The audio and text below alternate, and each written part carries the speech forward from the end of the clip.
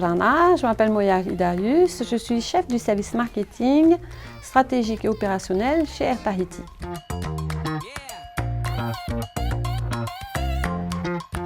Donc, le FIFO Air Tahiti, c'est une histoire d'amour qui dure depuis près de 10 ans.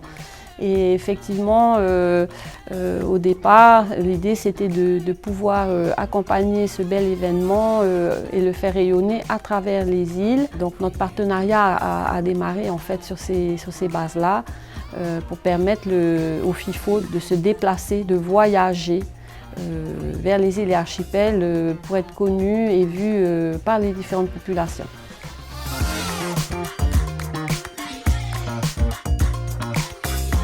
Donc pour Air Tahiti, le FIFO c'est un événement incontournable.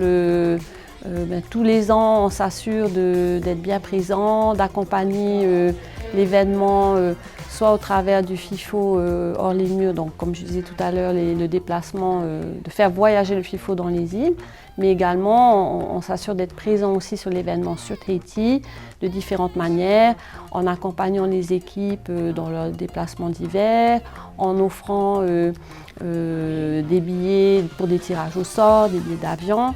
Donc nous sommes très heureux de pouvoir proposer un jeu en partenariat avec le FIFO qui se tiendra la semaine précédant l'événement et qui permettra de gagner des entrées pour voir les différents films.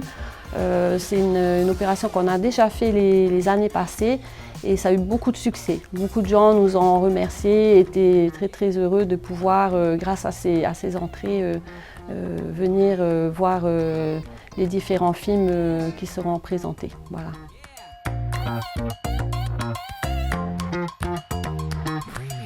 Air Tahiti est très engagé dans le domaine de la culture. Voilà, donc pour la compagnie, c'est très important de jouer ce rôle, ce lien, ce natira entre les îles et les populations. Ce rôle il est important au niveau des événements, du soutien qu'on apporte aux événements en eux-mêmes. Récemment, nous avons scellé un partenariat avec Haururu pour la promotion de Matal Inia et Matal Iraro, puisque comme on en faisait le constat avec les responsables de l'association, beaucoup de personnes ne connaissent pas, surtout dans les jeunes générations, ne connaissent pas bien l'événement. Et on va fêter Halloween, qui est très bien, mais on ne va pas fêter Matal Inia, et c'était important de rendre hommage aussi aux Tupuna, aux ancêtres. Donc voilà, donc notre rôle, il essaie d'être le plus complet possible sur des événements variés.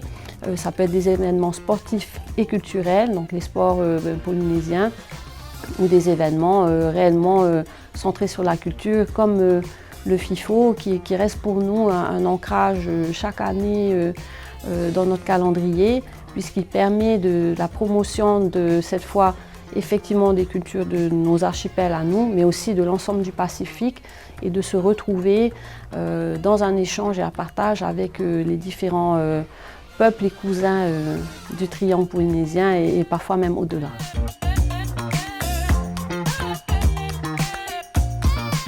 Donc moi, une des anecdotes qui m'a marquée, c'est le fait d'avoir pu voir au FIFO le film de Stan Grant concernant le grand footballeur aborigène et de voir toutes ses mésaventures.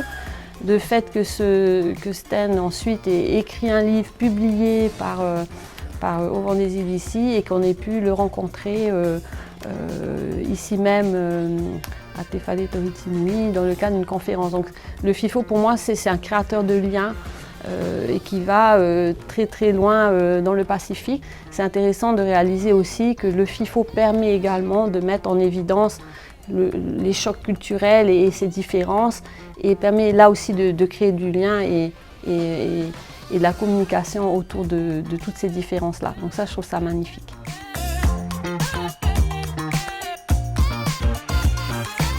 Donc pour cette année, le FIFO existera en deux versions, en présentiel pour ceux qui peuvent venir à Te Whare Tahiti Nui, ou en distanciel en ligne.